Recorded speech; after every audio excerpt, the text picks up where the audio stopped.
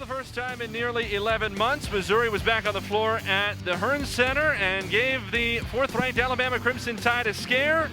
They nearly gave it away in the last rotation, but did just enough to come away with a win by .025. Nate Gatter, former Tiger Bree Stevens, back with you to wrap it up. And Bree, this was a much stronger performance for Missouri, bouncing back from a very low season opening score, but in the end, Alabama showed why it's ranked number 4 and got just enough on beam to finish off a win.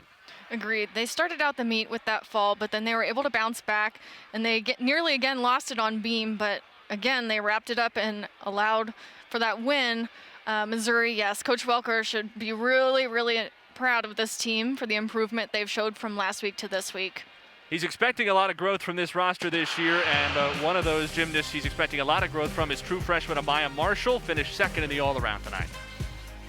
You can just see the potential in her, putting up these really nice skills for the team, great routines, showing a lot of potential for the future. 39.2 for her, but that finished second behind a 39.475 from another freshman, Shania Adams, the Columbus native for Alabama. Absolutely solid performance. Started out on that vault rotation with a huge Yurchenko 1.5 and continued that strong performance throughout the night. Great job on the floor routine. And again, continues through the beam, showing that great difficulty. In the end, Alabama needed every ounce of difficulty on the beam.